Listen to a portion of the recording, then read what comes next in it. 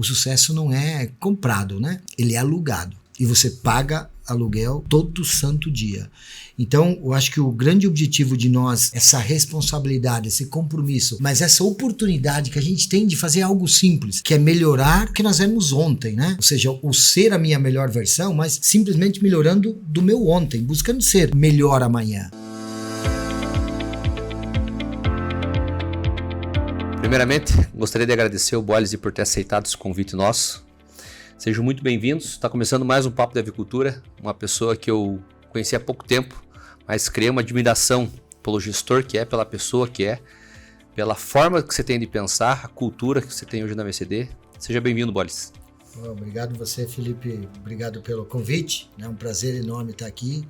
E, antes de tudo, também parabéns por essa iniciativa, né? Papo de Avicultura. Eu acho que o objetivo de todos nós aqui é melhorarmos sempre, né? Então, obrigado pela oportunidade. Prazer estar aqui. Eu que agradeço.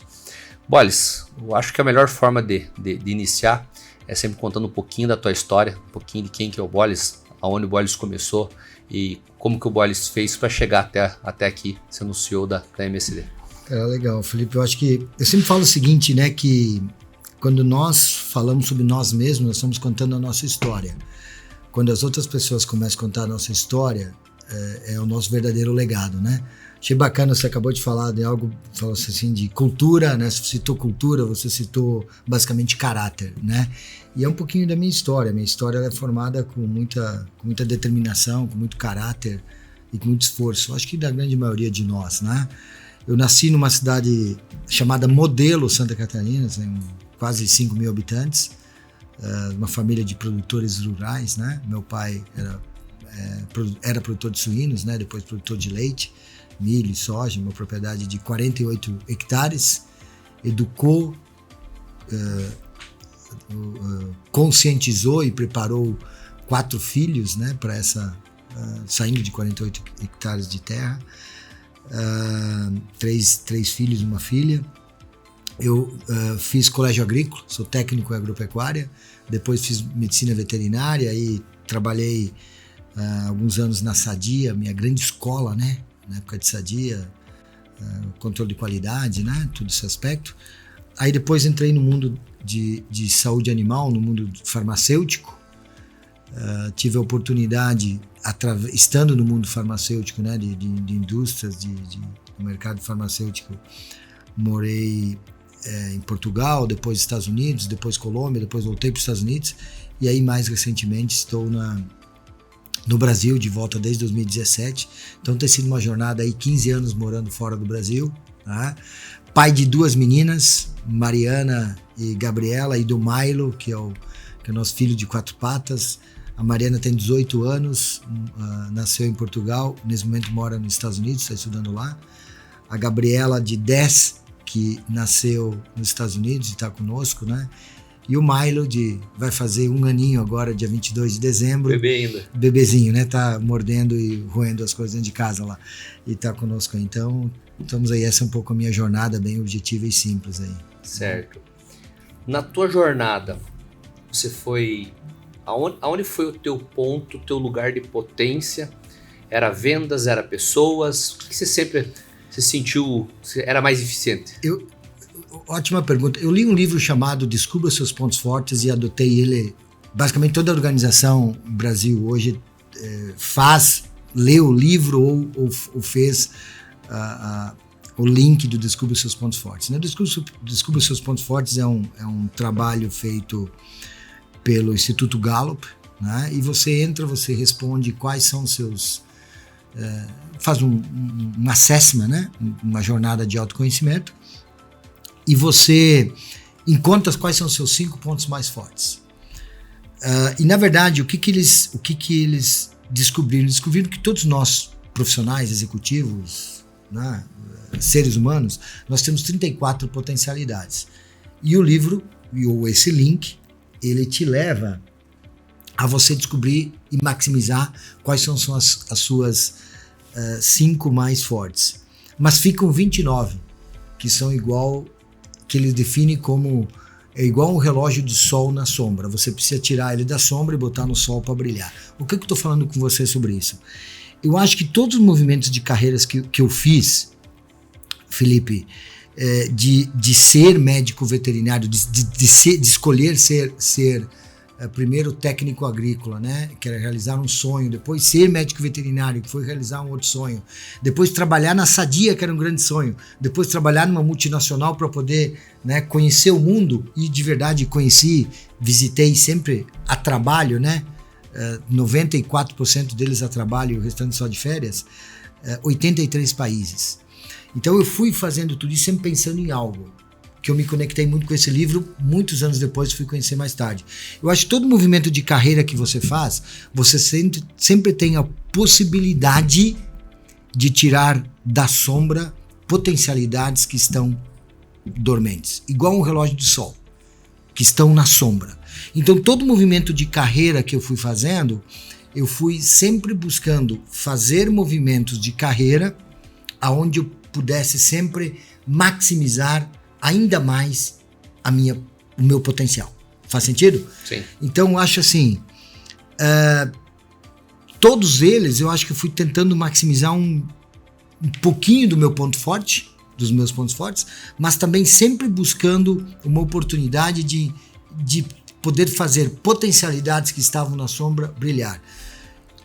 Até habilidades que talvez você não sabia que você mesmo tinha. Exatamente. E o cargo te propôs. Exatamente, né? Você nunca imaginava, é difícil você imaginar há muitos anos atrás, você imaginar um veterinário virando CEO. Né? A função do CEO era muito de engenheiros, era muito de administradores. Né? Claro, o fato de eu estar numa empresa de saúde animal, o fato de eu ser veterinário, me ajudou muito, né, nessas potencialidades. Mas eu acho que talvez assim, onde mais eu consegui expressar todo o meu potencial, por incrível que pareça, sempre na última, né? Então nessa atual. Porque eu sei que nessa atual eu estou dando o meu melhor, mas se eu mudar para uma próxima, eu vou continuar dando o meu melhor. Eu escutei uma fala uma vez e levo isso como verdade. É muito mais fácil você chegar no sucesso do que permanecer no sucesso. Igual você falou. O teu potencial ficou mais exposto, conseguiu entregar mais na tua última. A hora que você percebeu, você não entrou na zona de conforto e está entregando cada vez mais. Eu sempre falo o seguinte, né? Contando um pouco da minha história, eu tenho 9 segundos lugares. Ou terceiro, ou quarto, que nunca ninguém fala para você, né? Sim. Você não foi selecionado num processo, ele fala assim, puxa, você não foi selecionado. Então eu parti do princípio que eu fiquei em segundo, terceiro, quarto, não importa. Mas uma coisa que é importante destacar aqui, aonde eu verdadeiramente pratiquei a minha escuta e aceitei o feedback, foi nesses 9 segundo, terceiro ou quarto lugares, quando eu perdi um processo de seleção. Eu escutei, muitas vezes podia até não aceitar o feedback que eu estava recebendo, mas eu escutei. Doía, mas depois fui fazendo digestão e crescer. E eu somente tive 6 primeiros lugares. Eu fui escolhido em 6 primeiros lugares somente. Então eu acho que você falou um negócio que eu sempre falo o seguinte, né? O sucesso, e essa frase não é minha, né? Tem alguém que fala o seguinte, que o sucesso não é comprado, né? Ele é alugado. E você paga aluguel todo santo dia. Então eu acho que o grande objetivo de nós, essa responsabilidade, esse compromisso, mas essa oportunidade que a gente tem de fazer algo simples, que é melhorar o que nós éramos ontem, né? Ou seja, o ser a minha melhor versão, mas simplesmente melhorando do meu ontem, buscando ser melhor amanhã. Eu acho que é um processo simples. Quando a gente chega num processo como a MSD Saúde Animal, nós temos uma estrutura, né? Nós temos uma cultura de 130 anos. Então você tem mais de 130 anos. Então você trabalha numa empresa que tem uma cultura que protege o sucesso. Isso é bom. Excelente. Mas também é um desafio, né? Porque quando você tem uma cultura forte que protege o sucesso, você pode inibir o risco, você pode inibir a coragem de inventar, se reinventar. E você pode inibir o que você acabou de falar e você entra numa zona de conforto, né? É ótimo, é maravilhoso estar como presidente da MSD, hoje que eu estou, para Brasil, Paraguai, Uruguai, Bolívia. Mas se eu entrar na zona de conforto, eu tenho hoje muito mais pessoas se preparando para entrar no meu lugar do que propriamente pessoas se preparando para substituir o meu chefe. Certo ou não? Correto. Quanto mais você vai crescendo numa organização, você vai sempre tendo muito mais pessoas se preparando para ocupar o seu lugar do que para ocupar o lugar, né, do vice-presidente da América Latina, que é o meu chefe. Pegar a fala do Bernardinho, técnico da seleção que foi técnico da seleção de vôlei, né? Uhum.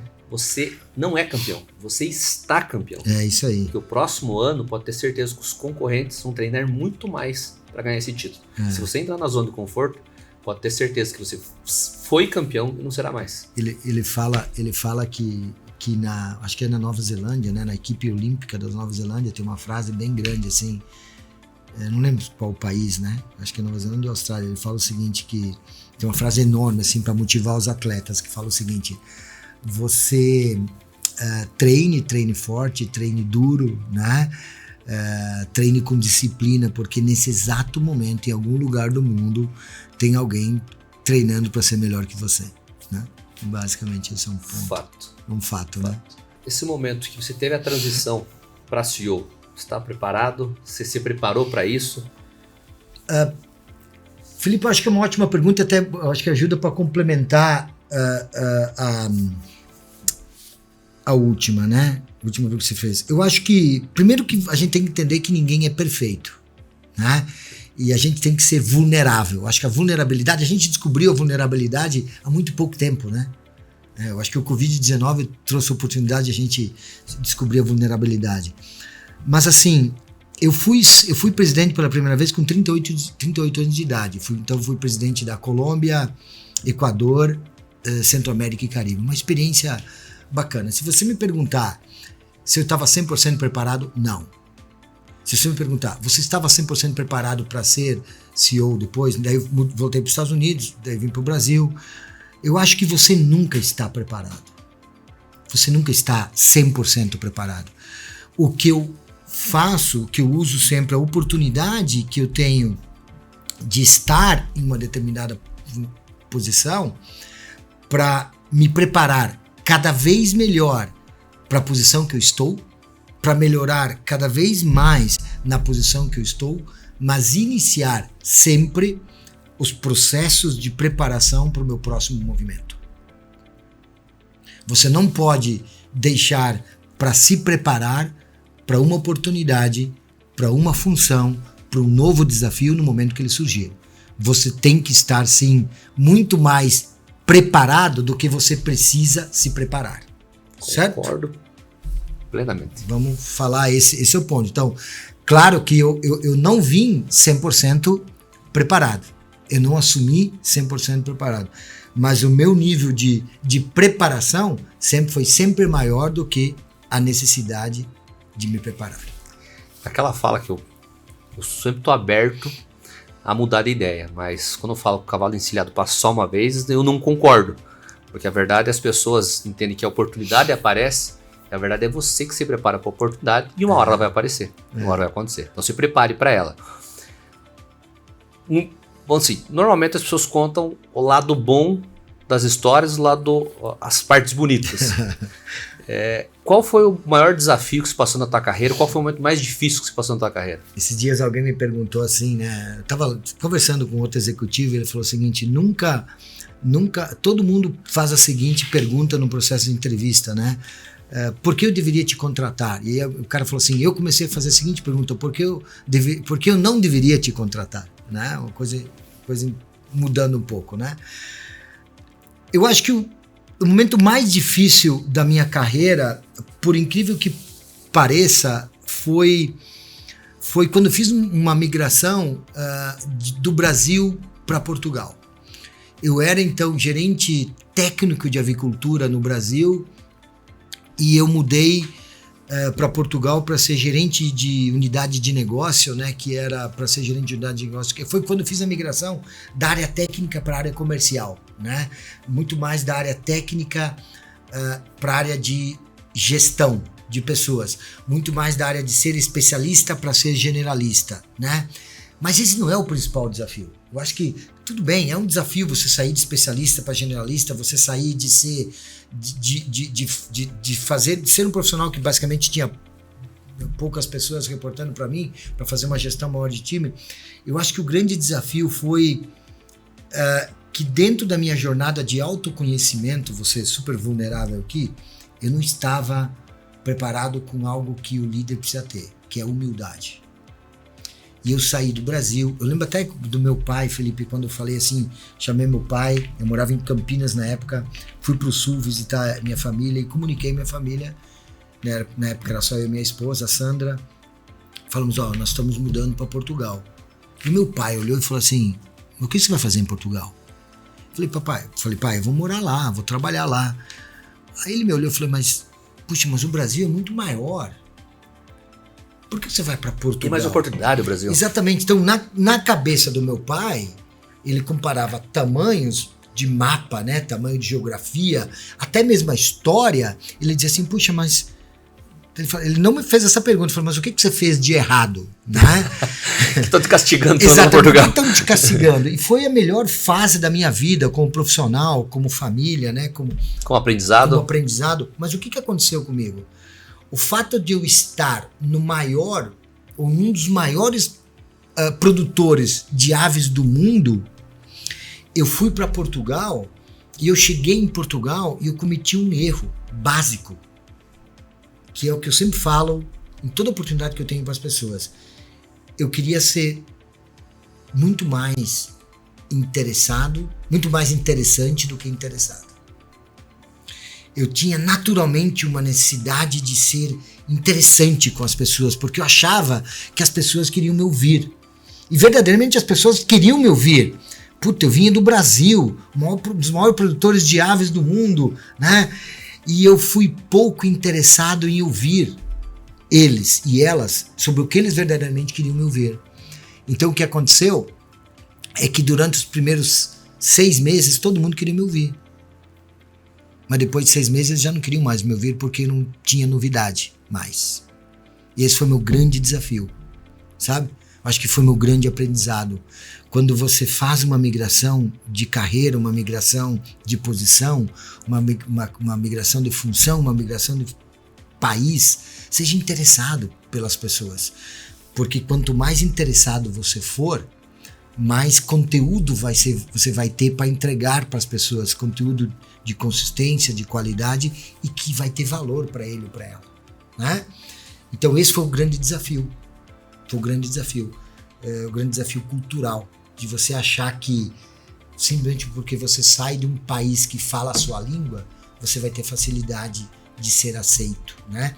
Então eu tive um pouco de dificuldade. Ainda Portugal tem uma dificuldade com o brasileiro, né? Exatamente. Então a minha grande dificuldade, mas não foi... Eu acho que a minha grande dificuldade ali foi... O meu grande desafio foi justamente nesse início, que eu busquei ser muito mais interessante do que interessado. Quando caiu a ficha lá em Portugal? Caiu a ficha num cara chamado Luiz Monteiro, né? Não sei se ele vai ouvir o podcast, mas ele está ainda lá e ele me deu um livro chamado O Princípio de Peter. E ele falou o seguinte, no livro O Princípio de Peter, falava o seguinte, que você evolui e progride até seu mais alto grau de incompetência. E ele falou o seguinte, eu estou tentando te ajudar. Ele falou, estou tentando te ajudar. Me deu esse livro, era uma pessoa que reportava para mim, e um cara espetacular. Ele já estava há anos lá como comercial, né? E tinha uma idade já bem maior do que a minha, então ele me deu esse livro, caiu a ficha nesse momento. Aí eu comecei a migrar um pouco. É um exercício constante, tá? É um exercício constante. Não é da noite pro dia. É uma provocação diária, uma tentação diária. A partir do momento que você se torna, né? Eu estou como presidente da MSD Saúde Animal Brasil, Paraguai, Uruguai, Bolívia. Estou como presidente do Sindan. Estou como diretor da Fiesp. Puxa, cara, você acorda todo dia com uma tentação. Você também, hoje estou falando Boles, mas todo mundo, mesma situação. Você acorda todo dia com uma tentação natural de ser mais interessante do que interessado, né? É aquela luta constante, né? O meu chefe fala muito, né?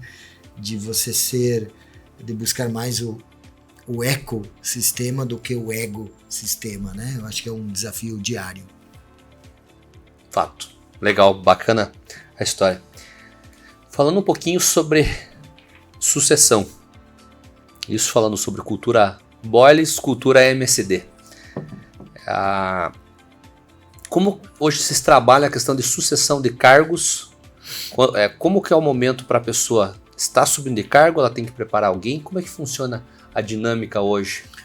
Nós temos um programa muito bem estruturado, né, na MSD de um plano de sucessão, um programa de sucessão, e a gente mapeia, né, interno e externamente, basicamente em 4 categorias, né? Categoria número 1, não vamos falar em ordem, vamos falar em categoria A, né? Alguém que esteja preparado para me substituir imediatamente, num caso de emergência, né? O Bolis é contratado por uma empresa, ou o Bolis pede para sair. Não pode ser dependente. Não pode ser dependente. Então sempre tem que ter alguém que, num caso de saída do Bolis, numa saída emergencial, alguém que vai cobrir esse gap num curto espaço de tempo. Depois nós trabalhamos com pessoas que estão preparadas em 1 a 3 anos, né? De 3 a 5 anos, e os que nós chamamos de early watch, né? O talento que a gente começa a olhar com atenção. Então todas as funções que nós temos na organização que possuem cargos de gestão, que fazem gestão de pessoas, seja do gerente de primeira linha ao CEO mundial, que está lá nos Estados Unidos, existe um succession plan, existe um plano, né, abaixo. Então, de líder, substituição imediata de 1 a 3 anos, de 3 a 5, que chama, né, e que tem o que nós chamamos de ready now, né, que está preparado agora, até o early watch.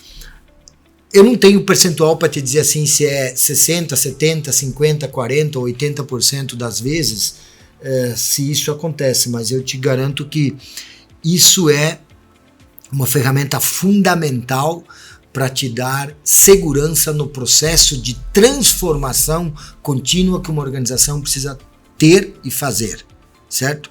As organizações hoje vivem de transformações contínuas. Eu acredito muito nisso.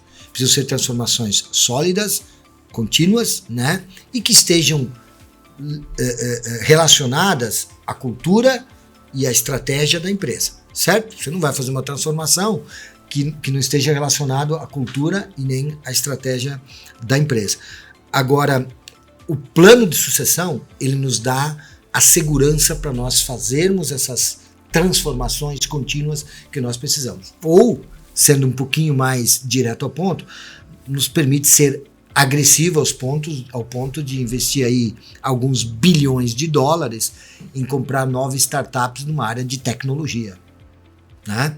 Porque a gente tem um plano de sucessão, diz assim, puxa, eu preciso, né, ter uma mentalidade de dados hoje, uma mentalidade mais criativa, né? Um gestor hoje precisa ter uma mentalidade de dados, uma mentalidade de inteligência de mercado, uma mentalidade de criatividade, sempre uma mentalidade de gestão de pessoas, né? Então isso que vai fazendo o nosso plano de sucessão.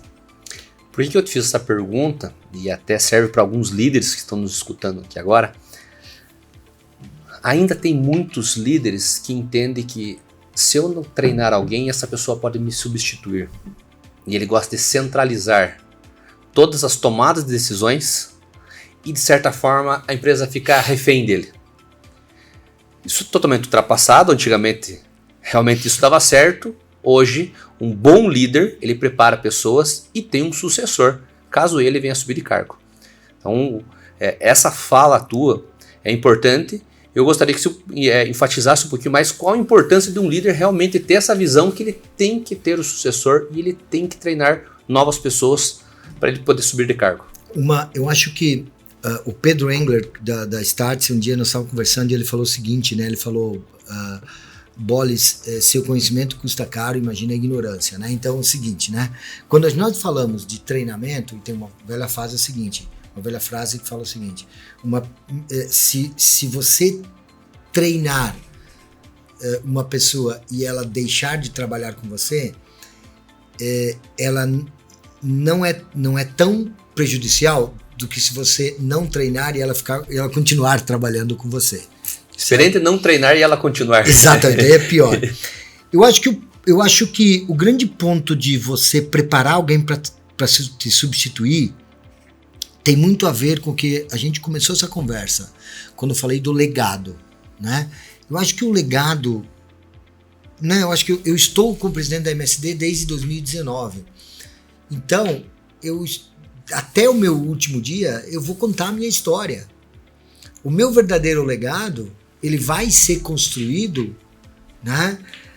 Quando o líder ou a líder que vier a substituir vai manter o que o Bolles fez, melhorar o que o Bolles né, fez, fazer o que o Bolles não fez, ou simplesmente refazer o que o Bolles fez errado. E eu acho que essa humildade nossa como líder, mas também aí me permite trazer um ponto, assim, um pouco dessa oportunidade que a gente tem da continuidade. O seu sucessor ou a sua sucessora, está estatisticamente comprovado a probabilidade do seu sucessor ou da sua sucessora manter o seu legado, né? E verdadeiramente consolidar o seu legado. Botou a cultura nele. Manter a sua cultura aí é 80% superior do que se você trouxer alguém de fora, né? Então eu acredito muito no succession plan, no plano de sucessão, desculpa, e acredito muito. E muitas vezes o plano de sucessão ele não precisa estar necessariamente dentro da empresa, como eu te falei, você sempre tem que estar com o olho no mercado, né? Basicamente isso. Certo. Hoje, na MSD, quais são os principais pilares da cultura MSD e o que o Bolles implementou? Alguma coisa que você implementou após a tua entrada? Não, legal. Eu acho que o Peter Drucker falou algo, eu sempre repito isso, né? O Peter Drucker falou que cultura como a estratégia da empresa no café da manhã, certo? E eu concordo plenamente com o Peter Drucker, quem sou eu, né? Mas eu acho que o comportamento do indivíduo, do indivíduo, no caso que nós estamos falando, acho que é o português correto aqui, ele come a cultura e a estratégia, e ele come a cultura e a estratégia, faz digestão a qualquer hora do dia da organização. Então, a MSD tem uma cultura de inovação, a MSD tem uma cultura de pessoas muito forte, né? A gente sempre fala que a gente pratica uma inovação, né? Eu acho que eu e você conversamos esses dias, uma inovação que ela é arriscada, né? Porque a gente inventa algo, né? Ela pratica uma inovação disruptiva que melhora o que já existe, incremental que melhora o que já existe, desculpa, mas ela também pratica uma inovação mais disruptiva que torna obsoleto o que já existe. Eu acho que quando você substitui um grande líder, que o cara é meu chefe hoje, né? Um grande líder, um cara que focou muito em desenvolvimento de pessoas, que focou muito em criar uma cultura, né? Que eu acabei de falar para você, de uma liderança positiva, de uma liderança servidora. Agora a gente está mudando para uma liderança constelar. Então, eu acho que, humildemente, o que eu tentei levar, né, e continuar essa construção foi um aspecto de que de nada adianta você desenvolver e vender o produto mais inovador do mercado se você não tiver uma mentalidade inovadora, né? Acho isso que a gente tentou fazer. A gente tentou trazer um comportamento para dentro dessa cultura, né? Um comportamento de que o que vai te tornar verdadeiramente, falar assim, o seu diferencial é a sua atitude, né? O seu diferencial é a sua atitude, mas o que verdadeiramente vai transformar a sua vida, a sua carreira, a sua jornada é o seu protagonismo, de você ser protagonista. Então isso que a gente tentou fazer, né? Eu acho que trazer uma mentalidade inovadora, trazer um comportamento, né? Um foco muito grande no comportamento do indivíduo, né? Valorizar, reconhecer, mas também deixar claro comportamentos que nós não aceitamos dentro da nossa cultura. E eu acho que também... Acordos, né? Acordo, né? E também uma jornada aí muito forte de estratégia e inovação. A gente criou 4 áreas muito fortes dentro da organização. Uma área foi a área de relações com o governo, uma outra área de conectividade e desenvolvimento, outra área chamada interação com o cliente, outra área chamada estratégia e inovação, que agora essas 4 áreas a gente está fazendo uma nova transformação. Eu acho que basicamente isso, né? A gente construiu na organização uma necessidade, uma percepção de que as transformações são constantes, desde que você não perca o foco do que é seu core business, que é seu motor 1 do seu negócio, né? Mas também começando a construir um motor 2, que é quais os sinais para onde você quer levar a sua organização, certo? 80% do seu recurso, 80% do seu tempo, 80% da sua organização, da sua energia, ela precisa estar no seu core business, no que é o seu negócio. Organização ambidestra, né? Mas 20% você já tem que começar a dar sinais para o seu indivíduo, para a sua organização, para o seu time, para a sociedade, para onde você vai levar essa organização. Basicamente o que a gente começou a fazer é começar a criar uma cultura de que quando você trabalha numa MSD Saúde Animal, certo? Você ter produtos de qualidade, você ter uma entrega de qualidade, você ter pessoas preparadas, capazes, é nossa licença para operar. Se nós não tivermos mais isso, o dia que nós deixarmos de ter um produto com qualidade, pessoas com qualidade, né, e um serviço de qualidade, a gente deixa de operar. A nossa licença para competir saiu do controle de doença e começou a virar bem-estar animal. Como diz a frase Nova Zelândia, tem alguém treinando mais. Exatamente, começou a virar bem-estar animal, começou a virar prevenção, mas a nossa licença para vencer vai ser na forma como nós formos usar a inteligência de dados, certo? A conexão desses dados para gerar ainda mais insight, ainda mais informação, para melhorar ainda mais a produtividade animal, a saúde animal e o bem-estar animal. Ou seja, eu acho que isso que a gente pretende fazer um pouco, é basicamente isso, né? Subindo a barra o tempo todo. Né? Então, se eu divaguei um pouco aí, mas... Não, foi bem, aprofundou bastante o assunto. Questão dos jovens hoje é um ponto sensível que muitos falam que os jovens hoje em dia é uma geração, a geração mais nova pela primeira vez veio com QI abaixo do que a geração mais velha.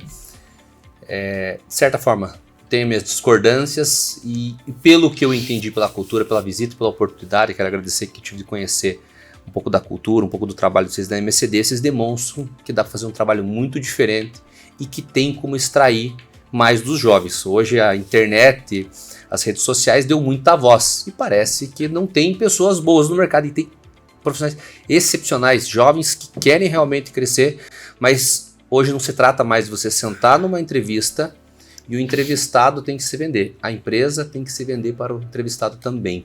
Você tem que conquistar. Por mais que você tenha 10, 15 para entrar numa vaga, ele também tem 10, 15 empresas querendo contratar ele. Fato, né? Ótimo ponto. Eu acho que a questão do jovem, eu vou separar em 3 aspectos. Primeiro, contar a minha experiência própria. Eu fiz faculdade em uma universidade federal, foram 5 anos, Felipe, foram 6 greves. Foram 6 estágios. Eu fiz 6 estágios. Aurora, Sadia e Languiru. E também Cooperativa Itaipu, desculpa. Em ordem. Foi primeiro Cooperativa Itaipu, depois foi Aurora, depois foi Sadia, depois foi Languiru. Né? Então essa é a minha história dos 6 estágios, porque eu usava isso para aprender, né?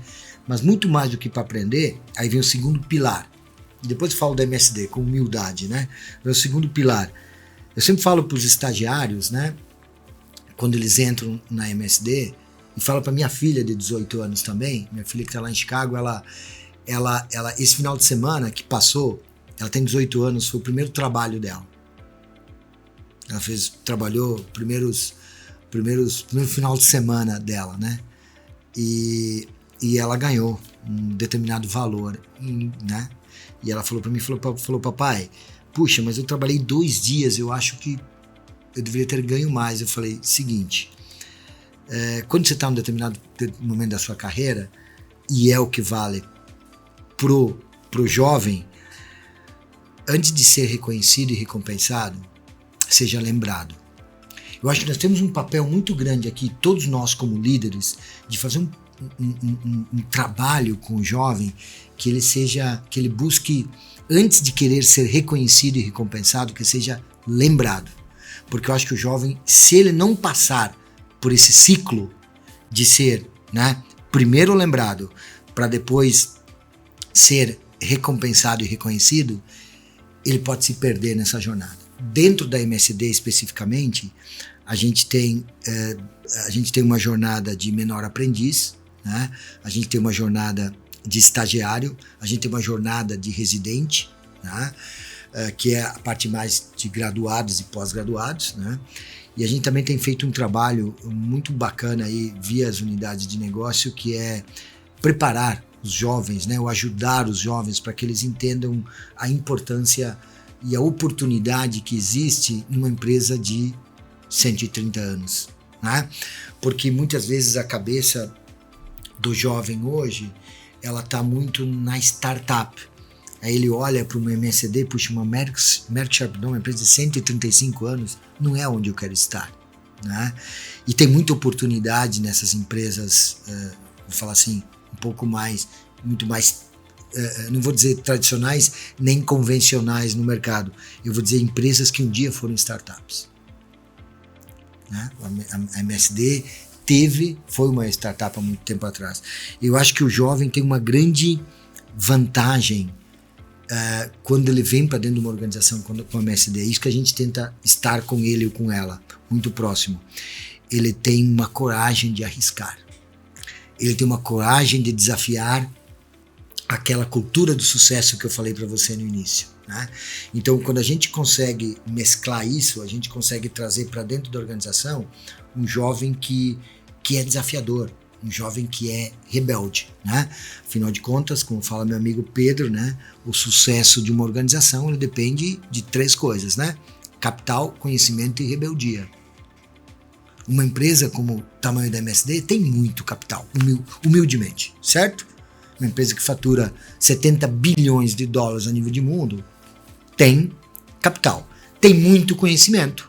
Tem muito conhecimento, porque a gente investe muito no indivíduo. Nós temos a nossa universidade própria, tem toda uma jornada de autoconhecimento, autodesenvolvimento, né? Mas nós temos também uma jornada de autodisciplina de resultado, né? E aí, o que falta às vezes, que a gente tem que tomar cuidado numa empresa do tamanho da MSD? Tem que ter rebeldia. Da onde vem essa rebeldia? Essa rebeldia vem do jovem. Querer inovar. De querer inovar. Ou seja, e vem do que eu te falei lá no início, que eu falei o seguinte, quando eu busquei também a ter uma mentalidade inovadora no nosso indivíduo, no nosso colaborador. Ter uma mentalidade, ter aquela mentalidade de estagiário constantemente. Eu tenho 51 anos. Se entrar dentro do meu carro, hoje tem 3 livros. Às vezes eu não consigo ler os 3. Ganhei mais um hoje seu, obrigado, né? Mas o cargo que eu estou me deu o privilégio de eu ter um motorista. É um privilégio, né? Eu retribuo esse privilégio que a empresa me dá e que a sociedade me deu. É buscando os 30 minutos que eu estou da minha casa ao trabalho, eu leio, escuto um podcast, né?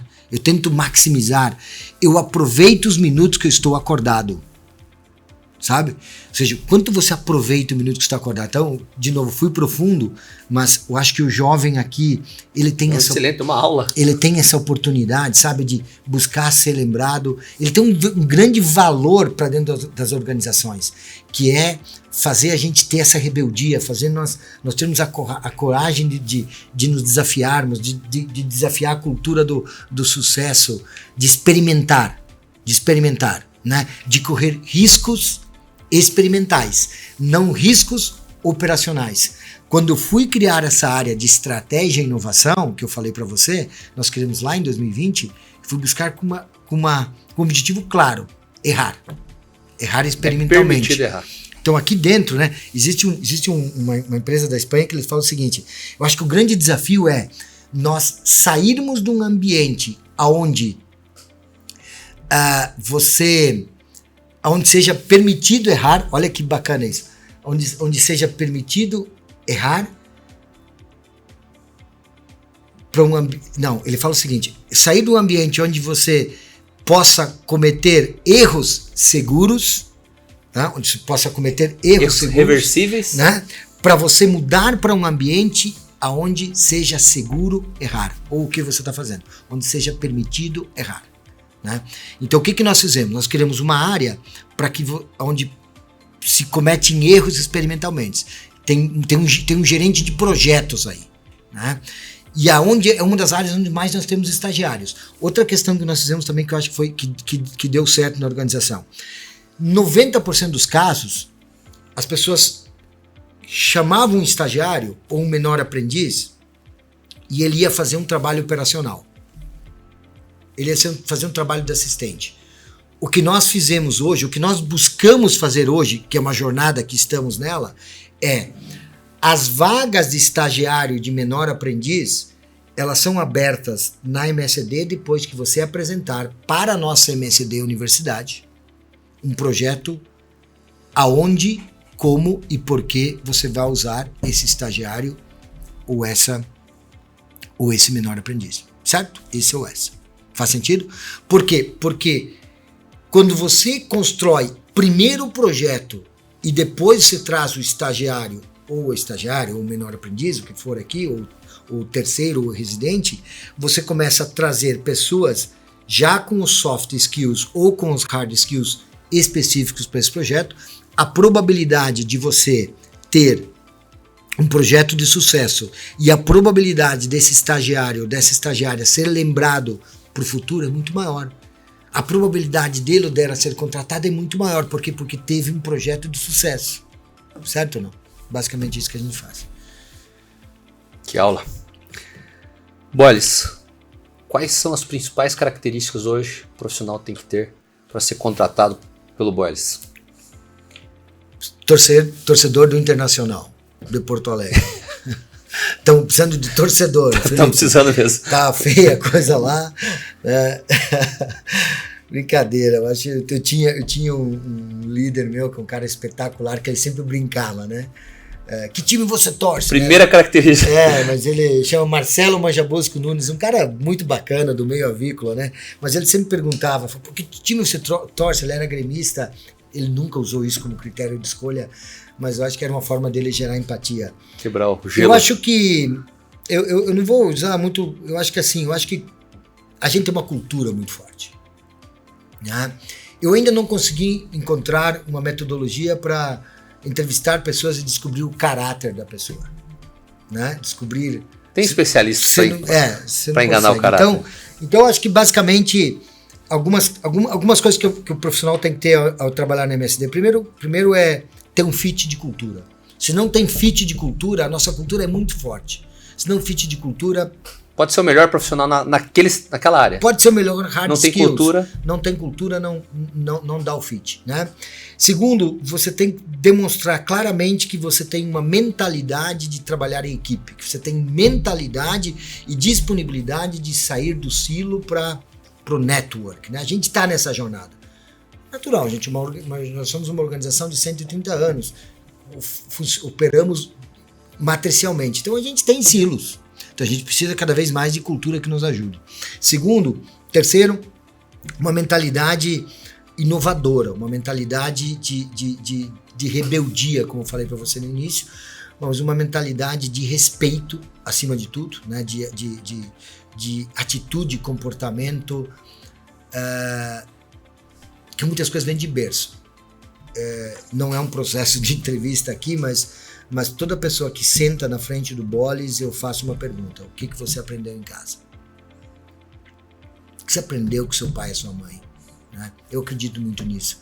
E possivelmente é uma pergunta que você vai ver muito se perpetuando dentro da MSD, né? Em outras posições. Perguntas como: o que você se preparou para responder que eu não te perguntei? Eu acho que tem um pouco de humildade nesse aspecto também.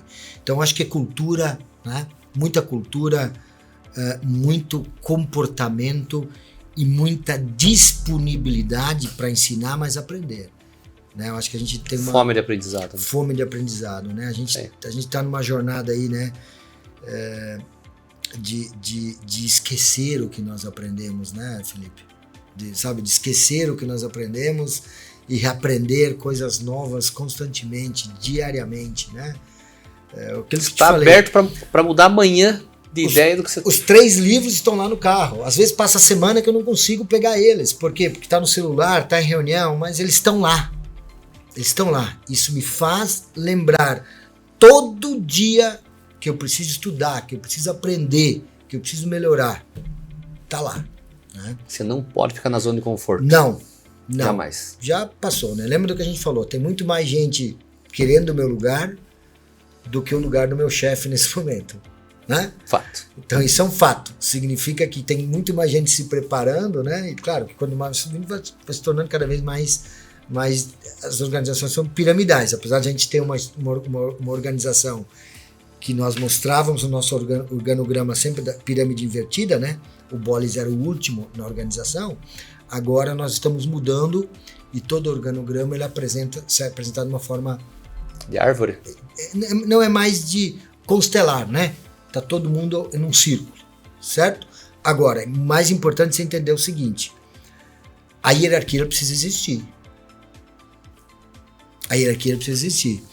Pode ser uma democracia. Exatamente. Eu sou, né? Escuto todo dia, genuinamente, das minhas filhas que elas me amam, né, como o melhor pai do mundo. Sou amigo, né? Sou super parceiro, sou mão aberta, né? Sempre que elas precisam comprar algo, elas vêm comigo, mas eu nunca deixei o meu papel de pai de lado. Nunca deixe o seu papel de líder de lado. Eu acho que isso que é uma grande confusão que nós estamos fazendo nesse momento, né? Até onde pode ir um papel de um líder? Não abdique do seu papel de líder, né? E o papel de líder é você dar a direção. Os caminhos para você chegar lá devem ser construídos pelo seu time, mas a direção tem que ser dada pelo seu líder. E às vezes você tem que dizer, cara, é esse o caminho que nós temos que ir. Né? Porque a verdade é, o liderado ou o filho, a verdade eles não falam, mas é a segurança, e eles gostam de saber que a hora que o mar tiver turbulento, sabe que o marinheiro vai segurar bem o manche. Exatamente. Eu acho que um pouco isso, né? Você citou um pouco, né?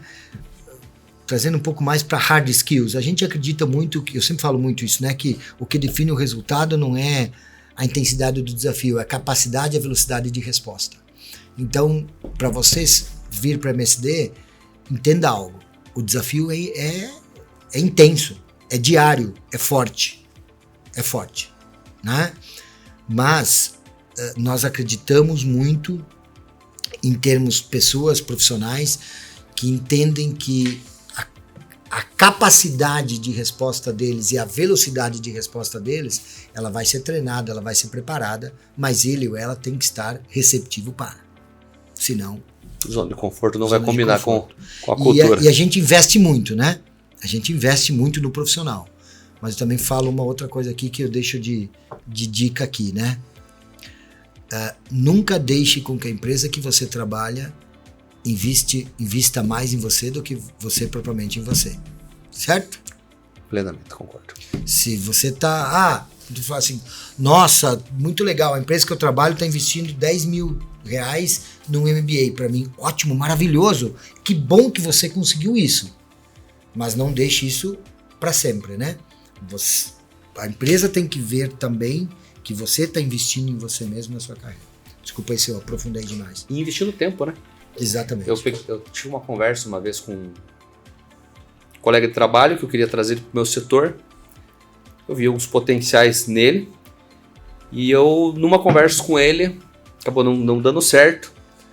E ele tinha um entendimento, uma das coisas erradas no meu ponto de vista, ele tinha um entendimento que a empresa tinha que pagar primeiro para depois ele entregar. O que foi falou assim, invista mais na empresa do que a empresa investe em você. Os profissionais que conseguem chegar no sucesso são aqueles que sempre entregam mais do que é pedido, mais do que é esperado.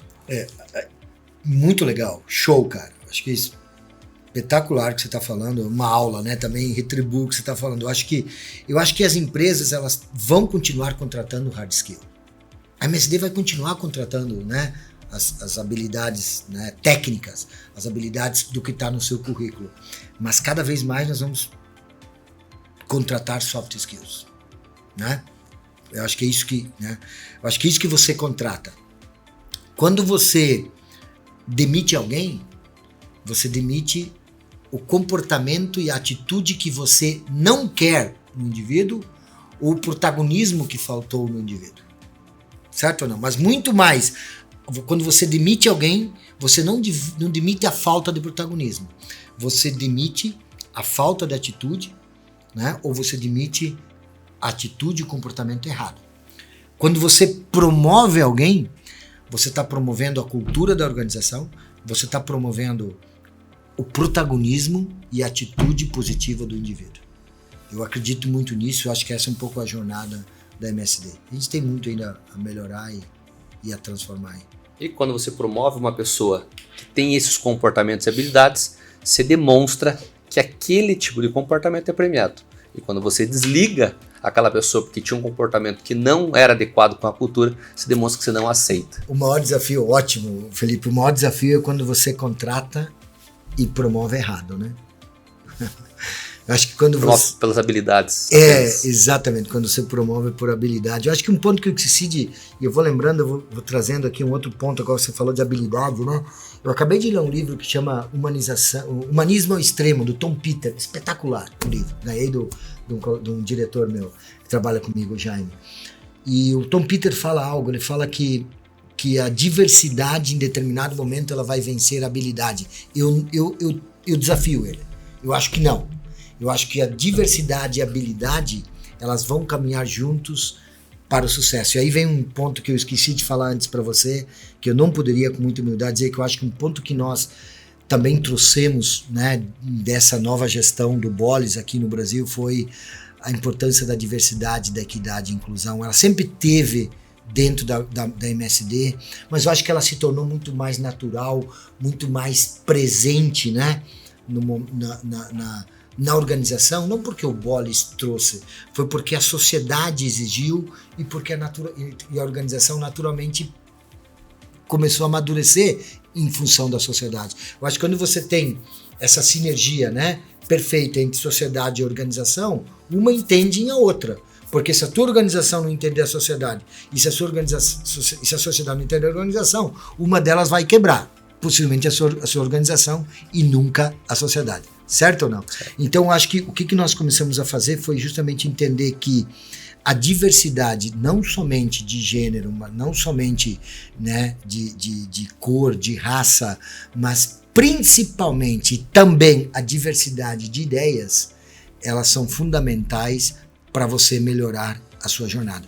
Hoje, eu poderia citar facilmente que um dos sucessos que eu tenho, né, e se me permite estar aqui num podcast maravilhoso, nesse bate-papo com você, no último dia de fechamento de vendas, né, num ano que está super difícil, é porque eu estou cercado de gigantes de braços e ombros gigantes. 64% do meu time é gender balance, né?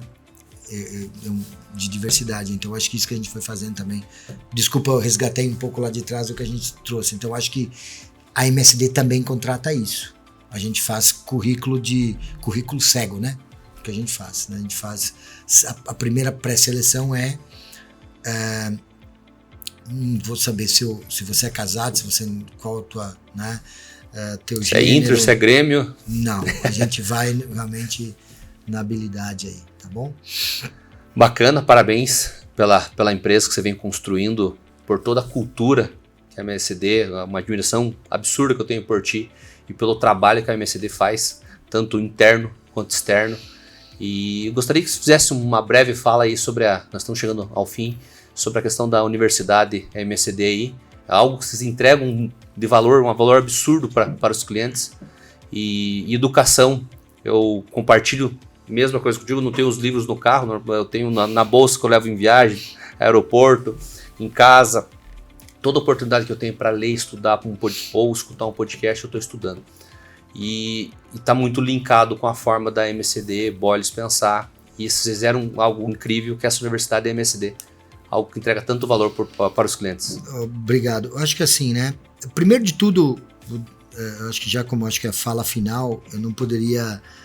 Eu acho que talvez seja muito mais fácil ou menos desafiador para o Boles ser e estar, né? E estar, que é um grande desafio, né? De você ser e estar, desafio diário de estar com o presidente da MSD, do que você estar liderando um podcast como o Papo de Avicultura, né? Então, que é uma iniciativa muito própria sua, né? Muito individual sua. Então, de tudo, parabéns, né?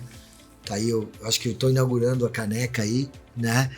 Que essa jornada que você está fazendo aí está construindo de Papo de Avicultura, que tem um objetivo nobre, um objetivo bacana, que é impactar as pessoas, né? Deixar o mundo melhor do que nós encontramos. É tão simples quanto isso, cara. Devolver parte do que o mundo entrega. Exatamente. Eu sempre falo para minha equipe, cara, para de culpar o CEO lá nos Estados Unidos, para de culpar o meu chefe, para de culpar o Boles, para de culpar a América e assuma mais você. Para de culpar a MSD, né? Qual que é o seu papel nisso tudo? Então, acho que, de tudo, parabéns, cara, pela sua força, pela sua coragem. Tomara que essa xícara aqui continue transbordando de conhecimento, de energia e de motivação. Eu acho que a nossa MSD Universidade, ela tá fazendo esse ano 13 anos. Vai fazer 14 anos em junho do ano que vem. Olha que bacana. Então ela foi criada por 2 presidentes anteriores a mim. Certo? Ela foi criada por um CEO, por um presidente que estava aqui anteriormente, que chamava Wilson Simon, né? O Edival Santos, que foi o meu antecessor, eu acho que deu um pouquinho mais, deu mais robustez, né? Ou seja, natural. Alguém cria, alguém dá robustez, vai melhorando, e eu acho que fui dando um pouco mais de maturidade para ela. Então, quando a gente leva uma MSD Universidade, a gente está levando algo de 15 anos para o mercado, né? Vai fazer 14 o ano que vem, né? Desculpa, levando algo de 14 anos para o mercado. Então, é uma jornada onde nós trabalhamos muito forte, uma jornada de liderança. O líder tem 3 fases, nós chamamos o líder X, né? Então, trabalha o líder inicial, o líder médio e o líder pleno, né? Que é o líder premium, que são fases, não vou dizer mandatória, mas são fundamentos para você chegar no MBA. Nós temos um MBA reconhecido pelo MEC, né, em parceria com uma universidade. Eu acho que já estamos na 8ª ou 9ª turma. Iniciamos com turmas internas, começamos a oferecer turmas externas, né, para clientes. E também estamos na 2ª turma exclusiva para mulheres afrodescendentes, né? Eu acho que é um papel que a gente quer fazer e deixar mais para a sociedade. Então, o nosso MBA, a nossa MSD Universidade, Felipe, ela tem uma responsabilidade muito grande em preparar o nosso indivíduo em hard skills, né, mas também em soft skills, preparar o nosso indivíduo em ser um melhor líder, porque o melhor líder, ou você ser um líder, não tem nada a ver com ser gestor, né? Para ser líder eu preciso fazer gestão de pessoas. Não, para ser líder você precisa impactar pessoas, e de preferência impactar positivamente, né? Então ela trabalha a jornada do líder, ela trabalha a jornada do líder, do indivíduo, uma jornada de autoconhecimento muito forte, e aí nós também agora estamos tentando deixar a sociedade um pouco melhor, né? E a melhor forma de fazer isso é simples, né? Não sei quantas pessoas vão escutar seu podcast. Podcast não importa a quantidade de pessoas. Se nós conseguimos impactar 25... Uma pessoa. E esse impactar 25, esse 25 foi criando uma onda positiva. A gente não é perfeito, a gente está longe de ser perfeito, mas a nossa MSD Universidade é o mais próximo do que nós temos hoje, de verdadeiramente, talvez, assim, meu CEO sempre fala o seguinte, né? E tem muita empresa que já está fazendo isso, está gerando nota fiscal a partir do serviço, né? A MSD Universidade é, na minha humilde opinião, o que mais gera nota fiscal indireta para a MSD hoje, sabe por quê? Porque ela gera valor. E quando você gera valor para o seu cliente genuinamente, a nota fiscal vem como consequência. Concordo. Número, gênero e grau. Boa. Última pergunta para finalizar. Boles, o principal objetivo, um dos principais objetivos do podcast é nós falarmos com os jovens e trazermos cada vez mais os jovens para o nosso setor, seja do agro ou seja na avicultura. Numa forma de ensinamento para os jovens, o que o Boles de agora falaria para o Boles com 18 anos de idade, como ensinamento, tendo todo o conhecimento, toda a trajetória e experiência que teve até hoje? Eu vou passar o podcast para minha filha, então ela vai ouvir, então eu não vou ter problema em falar isso. Se eu tivesse que falar para o Boles de 18 anos, eu falaria para o Boles, faça as mesmas festas que você fez, né? Curta a vida como você curtiu, experimente coisas diferentes como você experimentou, com responsabilidade, mas entenda algo, o seu compromisso aos 18 anos é um só, é estudar, né? Eu sempre falo para minha filha de 18 anos o seguinte, se eu tirar às vezes ela estressa, né? Poxa, ela tá lá, tá no outro país, cara, né? Tá lá, eu sempre falo para ela o seguinte, se eu retirar as provas e os trabalhos de aula, melhora o teu estresse ou não? Se eu deixar somente as festas e o final de semana, você tá bem. A minha filha, ela fala muito mais comigo de segunda a sexta do que de sexta a domingo. Porque de sexta a domingo ela não tá estressada, né? Não tem prova, não tem trabalho de aula. Então o que eu falaria pro jovem de 18 anos é, cara, seja jovem, curta, aproveite a vida, né? Experimente, mas tenha a responsabilidade de entender que você precisa, se o teu trabalho é estudar, é uma profissão, cara. É a sua função. Você tem que estudar. Sua responsabilidade. Eu fui feliz quando descobri que com 7 eu passava igual, né? Mas não esqueça que se você tirar um 10, as pessoas também vão analisar o seu histórico escolar, né? Alguém vai ver. Alguém vai ver. Alguém vai ver. Não é vou tirar 7. Eu acho que então esse é o aspecto. E aí vou me permitir citar o Jack Ma, o fundador do Alibaba. O Jack Ma, ele falou o seguinte, se você tiver entre 20 e 30 anos, não queira trabalhar para uma grande empresa, trabalhe para um grande líder. Se você tiver entre 30 e 40 anos, comece a trabalhar para você, para o seu desenvolvimento, né? Seja ele econômico, seja ele de profissão, seja ele de carreira, ou seja talvez até num negócio próprio seu. Se você tiver entre 40 e 50 anos, vai fazer o que você é bom. E se você não descobriu até os 40 anos o que você é bom, nós estamos com um problema. Certo? E se você tiver de 50 a 60, onde eu estou, comece a compartilhar com as pessoas o que você aprendeu. Se você mais de 60, vai curtir seus netos, né? E ensinar ainda mais.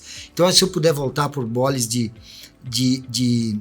20 a 30, né? Ou de 18 anos, eu tive a sorte de trabalhar numa grande empresa que foi Sadia. E eu tive a sorte de trabalhar com grandes líderes dentro da Sadia. Mas com muita humildade, cara. Muita humildade. Eu fui atrás dessa sorte. Eu fui atrás desse esforço. Trabalhou para ter essa sorte. Os 6 estágios que eu fiz antes me qualificaram para ser contratado na Sadia. Então, assim, eu acredito... Você falou um negócio que você não concordava antes, né? Eu falei, eu concordo em partes que você é a média das 5 pessoas que você mais convive, mas você é a média de você mesmo, cara. Então, não jogue para outros e para os outros a responsabilidade de quem você é, né? O pai e a mãe sempre tem aquela mania e aquela tentação de dizer o seguinte, foi o meu filho, foi os amigos do meu filho que levaram ele para o mau caminho. Não. Sim ou não? Isso é na vida profissional. Exatamente. Então, aos 18 anos, eu acho que procure estar cercado de pessoas boas, procure estar cercado de grandes líderes, procure estar dentro de grandes empresas, mas também seja uma grande pessoa, seja um grande indivíduo, e eu não me arrependo de nada do que eu fiz. De verdade, faria tudo de novo. Bacana. Obrigado pela aula. Agradeço pela oportunidade novamente de estar aqui entrevistando, contando um pouquinho da tua história e contando todos os ensinamentos que entregou para nós. Boa. Agradeço de coração. Pessoal, você que ficou até aqui, compartilha com os amigos, compartilha nas redes sociais. Até a próxima. Um grande abraço. Valeu, Papo de Avicultura. Tamo aí. Um abraço. Obrigado, Boles.